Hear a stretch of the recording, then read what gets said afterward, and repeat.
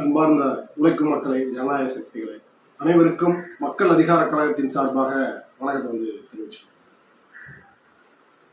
தமிழ்நாட்டில் குறிப்பாக தமிழ்நாட்டினுடைய தென் மாவட்டங்களில் கடந்த 10 ஆண்டுகளில் 59 ஆணவ படுகொலை நடந்திருக்கு அப்படின்றதான் பல புள்ளி விவரங்கள் சொல்லுது. இந்த 10 ஆண்டுகளில் 300க்கும் மேற்பட்ட சாதிய படுகொலைகள் நடந்திருக்கு. இது ஆர்டிஐ மூலமா பல ஆர்டிஐ ஆர்வலர்கள் கேட்டு இந்த தகவல் கொடுத்துருக்காங்க. இந்த ஆர்டிஐ தகவலில் ஆணவ படுகொலை செய்யப்படுறதுக்கான எந்த தகவலும் கிடையாது அப்படின்றதுதான். நீங்கள் தமிழ்நாடு முழுவதும் தொடர்ச்சியாக ஆணவ படுகொலை நடந்துட்டு இருக்கு. இளவரசர் முதல் கவின் வரை அப்புறம் இன்றைக்கு பல ஆணவ படுகொலைகள் தொடர்ச்சியாக நடந்துட்டு இருக்கு அப்படின்றதான் பார்க்கறது.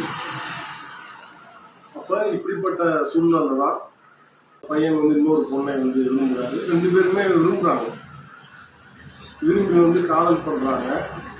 இதை தெரிந்த அந்த பெண்ணுடைய குடும்பம் இருக்கு பார்த்தீங்கன்னா, அந்த பெண்ணுடைய அண்ணன் ஜுதீத் அந்த கவினை வெட்டி படுகொலை செய்கிறான். இந்த படுகொலைக்கு சுஜித்தினுடைய அம்மா கிருஷ்ணகுமாரி, அவருடைய அப்பா சரவணன் முழுமுற்றாக இந்த படுகொலைக்கு துணையா நிற்கிறாங்க. குறிப்பா கவினை சதி செய்து படுகொலை செஞ்சிருக்காங்க. கிட்டத்தட்ட ஜூலையிலேயே பாத்தீங்கன்னா ஜுஜித்தையும் அவருடைய அப்பா சரவணனையும் இந்த கொலைகாரங்களை கைது பண்ணிட்டாங்க. அவருடைய அம்மா கிருஷ்ணகுமாரியை கிட்டத்தட்ட 10 மாதங்கள் 9 மாதங்கள் ஆகிட்டு இருக்கு. இன்ன வரையும் கைது பண்ணாம இருந்தாங்க. நேற்றுக்கு முதல் நாள் தான் அவங்க தமிழ்நாடு காவல்துறை கைது பண்ணியிருக்காங்க. அது கூட எப்படி கைது பண்ணியிருக்காங்கன்னா, தொடர்ச்சியாக நீதிமன்றத்தோட அழுத்தத்தால் கைது செய்யப்பட்டிருக்காங்க. சென்னை உயர்நீதிமன்றத்தில் வழக்கு நடக்குது, அப்புறம் உச்ச நீதிமன்றத்தில் நடக்குது. எல்லா இடங்கள்லையும் ஏன் ஜுஜித்தோட அம்மாவை கைது பண்ணலன்னு சொல்லி நீதிபதிகள் கடுமையா இங்க இருக்கக்கூடிய நிர்வாகத்தை, காவல்துறை கடுமையா கண்டிக்கிறாங்க. இதனாலதான் சிபிசிஐடி போலீஸ் நேற்று கைது பண்ணியிருக்காங்க. இந்த கொலைகாரனை கைது பண்ணியிருக்காங்க. இதை தமிழ்நாட்டில் இருக்கக்கூடிய அனைத்து முற்போக்கு இயக்கங்களும், ஜனநாயக சக்திகளும், பெரியார் இயக்கங்களும், அம்பேத்கர் இயக்கங்களும் மிகப்பெரிய அளவில் இந்த கைதை வரவேற்கிறாங்க. ஆனா இவ்வளவு காலதாமதங்களாக கைது செய்யப்பட்டாலும் இந்த கைதை வரவேற்கிறாங்க. இப்படிப்பட்ட ஒரு சூழ்நிலை தான் நீங்க இசக்கி முத்துராஜா என்றவர் நீங்க கேள்விப்பட்டிருக்கீங்க. அவருடைய கட்சியினுடைய பேர் பாத்தீங்கன்னா முத்துராமலிங்க தேவர் மக்கள் கழகம் ஒரு கட்சி வச்சிருக்கு. அவர் முழுக்க முழுக்க அவருடைய பேச்சுக்கள் எல்லாமே பாத்தீங்கன்னா சாதி வெறியா தான் இருக்கும். அந்த கட்சியை சார்ந்தவங்களுக்கு கயத்தாறுல ஒரு ஆர்ப்பாட்டம் பண்ணியிருக்காங்க. என்ன ஆர்ப்பாட்டம்னா, ஒரு அயோக்கியத்தனமாக ஒரு சாதி ஆணவ படுகொலை செய்த ஒரு குற்றவாளிகளை விடுவிக்கணும். குறிப்பாக கிருஷ்ணகுமாரியையும் அவருடைய கணவர் சரவணனையும் விடுவிக்கணும். இவங்க பொய்யா குற்றம் சாட்டப்பட்டு இவங்க கைது செய்யப்பட்டுட்டாங்க அப்படின்னு சொல்லி பாத்தீங்கன்னா ஒரு பெரிய ஆர்ப்பாட்டம் நடத்துறாங்க. இந்த ஆர்ப்பாட்டத்தை பாத்தீங்கன்னா முழுக்க முழுக்க சாதிய வன்மத்தோட பேசுறாங்க. இந்த இசக்கி முத்துராஜா இருக்காருல்ல, அவர் பாத்தீங்கன்னா அவர் குறிப்பிட்ட சாதிக்கு நல்லது செய்ய போறேன் அப்படின்றலாம் பேசுறாரு. என்ன அவர் நல்லது செஞ்சிருக்காரு? அந்த மக்களை சாதி வெறியூட்டுவதில் இசக்கி ராஜாவுக்கு மிகப்பெரிய ஒரு பங்கு உண்டு. அப்ப இந்த ஆர்ப்பாட்டம் நேற்று தூத்துக்குடி மாவட்டம் கயத்தாறுல நடக்குது. தமிழ்நாடு புதிதாக தமிழ்நாடு அரசு பொறுப்பேற்றிருக்காங்க. தமிழக வெற்றி கழக அரசு பொறுப்பேற்றிருக்காங்க. விஜய் முதல்வராக இருக்காரு. இவருடைய அமைச்சரவையில் 7 தலித் அமைச்சர்கள் இருக்காங்க.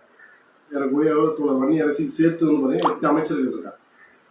இவங்க எல்லாமே இந்த தாவேக அரசு இந்த 7-8 அமைச்சர்களை அவங்க பதவி பிரமாணம் செஞ்சு வைக்கும் போது உண்மையிலேயே நாங்கள் தான் தலித் மக்களுக்கு சமூக நீதி வழங்கியிருக்கோம் அப்படின்னு சொல்றாங்க. இந்த 7 அமைச்சர்கள் இன்னைக்கு பொறுப்புல இருக்காங்க. இப்படிப்பட்ட ஒரு மோசமான ஆர்ப்பாட்டம், சாதி வெறியை ஊட்டக்கூடிய ஒரு ஆர்ப்பாட்டம் தமிழ்நாட்டில் நடந்துகிட்டு இருக்கு.